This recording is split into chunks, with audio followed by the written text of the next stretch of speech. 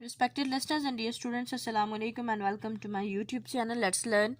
Let's start the reading of chapter number 6 from page number 24. Chapter number 6 है The Climate of South Asia, यानी जनूबी Asia की जो आबो हवा है उसके बारे में हम रीड करेंगे इस चैप्टर में। यहाँ पे एक मैप बना हुआ है जिस मैप में साउथ ईस्टर्न जो कंट्रीज़ हैं वो शो हो रही हैं। इंडिया, बांग्लादेश, म्यांमार, चाइना, ये सब कंट्रीज़ यहाँ पे शो हो रही हैं। इनके क्लाइमेट के बारे में हम रीड आउट करेंगे। Climate has a direct impact on the environment of the country. The natural products and agriculture, जो भी आबो हवा होती है किसी भी मुल्क की आबो हवा, उसका एक बराह रास्त असर होता है उस मुल्क के माहौल पे, उस मुल्क की कुदरती जो अशिया हैं उन पे और उस मुल्क की ज़रात पे। Climate also affects the lives of the people, lives of the population, and it determines where people live and their occupation. जो आबो हवा होती है वो लोगों की ज़िंदगियों पर भी असरअंदाज होती है और साथ ही साथ वो ये इस बात का तयन करती है कि लोग कहाँ रहेंगे और किस किस्म के पेशे इख्तियार करेंगे। You have read about the different factors that make up the climate of country. हमने प्रीवियस चैप्टर्स में मुख्तलिफ जो सा है जो फैक्टर्स थे उनके बारे में पढ़ा था जो कि क्लाइमेट पे असरअंदाज किसी भी मुल्क का क्लाइमेट बनाते हैं। We shall briefly see now how South Asia and mainly Pakistan are affected by these climatic factors. अब हम देखेंगे कि साउथ एशिया, मुख्तसरन हम ये देखेंगे कि साउथ एशिया में ये जो फैक्टर्स हैं ये किस तरह से अफेक्ट करते हैं यहाँ के क्लाइमेट को। ख़ास तौर पे जो सा है पाकिस्तान को देखेंगे कौन ये फैक्टर्स किस तरह से असरअंदाज होते हैं पाकिस्तान पे। अच्छा जी, फर्स्ट फैक्टर है विंड सिस्टम, यानी हवाओं का और आंधियों का जो सिस्टम है इसके बारे में हम देखते हैं। There are 3 main wind systems in South Asia. 3 main system है साउथ एशिया में। पहला है the south west monsoons from June to September, यानी वो मानसून जो जून से सितंबर तक होते हैं वो जनूब मगरबी हिस्से से उनके जो असरात हैं उनको हम देखेंगे। जो जिनके जो हवाएं जो सी जून से सितंबर तक दाखिल होती हैं साउथ एशिया में, उनके बारे में। The sun is in the northern hemisphere at this time and the centre of Asia becomes very hot. इन महीनों के दौरान जो सूरज है वो शुमाली जो हमारा हेमिस्फेयर है, यानी जो हमारी ज़मीन का आधा हिस्सा है, उसके एन ऊपर होता है बिल्कुल। तो और इस वजह से जो एशिया का सेंटर है वो बहुत गर्म होता है।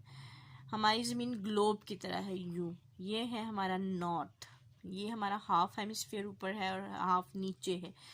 तो इस दौरान जो सा है हमारा सूरज एन ऊपर होता है एशिया के, जिस वजह से ये जो इलाके हैं एशिया के ये इंतहाई गर्म होते हैं।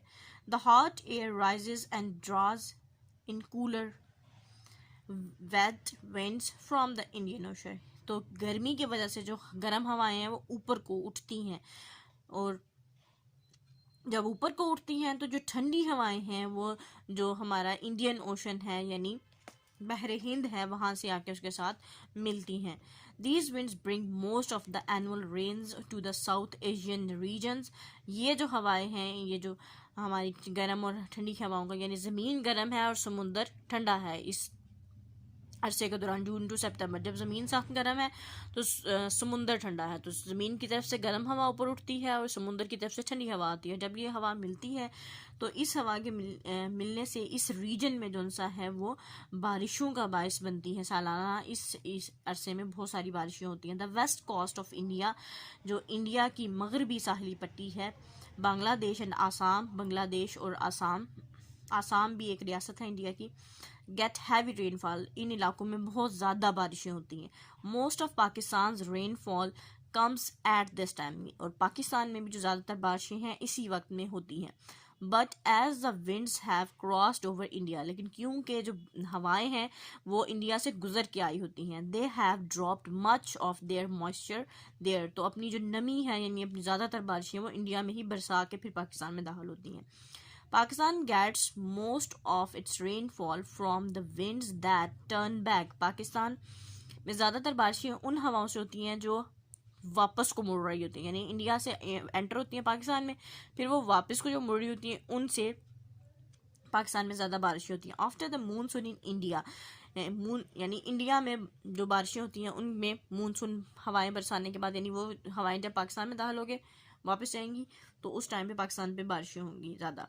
These are known as the retreating monsoon and they bring rain to the northwestern parts of the Indo-Pak subcontinent from October to December.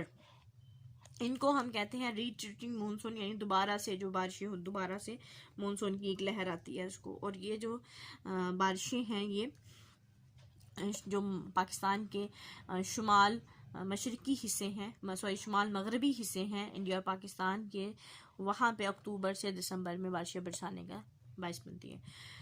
The western depression from December to March, these come from the Mediterranean region and western Asia and drop much of their rain in Turkey, Iraq and Iran before reaching Pakistan. ये जो हवाएं हैं, ये जो हवाओं का दबाव है, मगरबी हवाओं का जो दबाव है जो दिसंबर से मार्च तक होता है, ये मेडिटरेनियन रीजन की तरफ से आता है.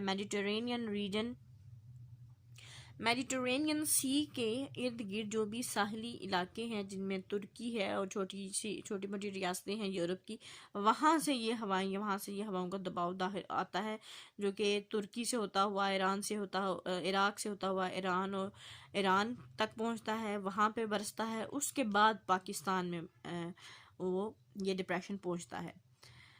Quite a lot of this moisture falls as snow on the mountains to the west before it reaches the rest of country. इसमें ज़्यादातर जो बारिशें हैं वो बारिशें बरस जाती हैं किस तरह से, इस तरह से कि ज़्यादातर जो सा है वो बर्फ़बारी की सूरत में, स्नो की सूरत में जो मगरबी हिस्से हैं, मगरबी पहाड़ियाँ हैं वहाँ पे बरसती हैं, इससे पहले कि वो मुल्क के बीच में बिल्कुल पहुंचे. यानी पाकिस्तान में पहुंच के भी वो बारिशें जो सी हैं वो जब पहाड़ियों पे पहुंचती हैं, पहाड़ों माउंटेन्स पे पहुंचती हैं तो वहाँ पे स्नोफॉल हो जाती है. इसके बाद वो पाकिस्तान के यानी कंट्री के सेंटर में पहुंचेंगी. थर्डली है जी नॉर्थ ईस्टर्नली, ये एक विंड सिस्टम है जो शुमाल मशरकी हवाएं होती हैं, यानी शुमाल की तरफ से जो हवाएं हैं, शुमाल मशरकी हवाएं जो दाखिल होगी. Winds from central area sweep into Pakistan and India during the winter months, यानी ये हवाएं जो वस्ती एशिया है वहाँ से पाकिस्तान और इंडिया में दाखिल होती हैं इन सर्दी के जो महीने हैं उनमें. These are dry winds blowing over the North Asian land mass and bring almost no rain with them. ये हवाएं खुश्क हवाएं होती हैं, चलती रहती हैं शुमाली एशिया में, एशियाई जो ममालिक हैं उनमें, और अपने साथ ये बारिशें वगैरह नहीं लाती, बस ये खुश्क और सर्द हवाएं होती हैं. नेक्स्ट फैक्टर है जी रेनफॉल, यानी बारिशें, कहीं पे कितनी बारिशें होती हैं, बारिशों की मिकदार. We have seen how the wind system affect the rainfall in Pakistan. हमने देखा कि जो हवाओं का सिस्टम है, हवाओं का निज़ाम है, वो किस तरह से पाकिस्तान में बारिशें बरसाने का बायस बनता है. The monsoon rains from July to September fall mostly in upper Punjab and the lower northern areas. ये ज़्यादातर जो मूनसून की बारिशें हैं जिन्हें हम बरसात का मौसम भी कहते हैं, जो कि जुलाई से सितंबर तक का होता है, ज़्यादातर ये बारिशें जो सा है पंजाब के जो ऊपर के यानी जो हाईलैंड्स हैं वहाँ पे होता है, यानी पंजाब के निचेबी इलाकों में नहीं बरसती ये बारिशें, पंजाब के ऊंचे इलाकों में ये बारिशें बरसती हैं.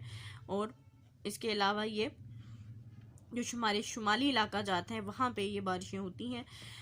विच गेट्स, जो कि हमारे KPK में शुमाली इलाका जाते हैं mostly, which get up to 250 to 500 mm millimetres और मोर ऑफ रेनफॉल, जो यानी ये तकरीबन 250 से 500 मिलीमीटर तक बारिशें होती हैं, ऐसे ज़्यादा भी हो सकती हैं।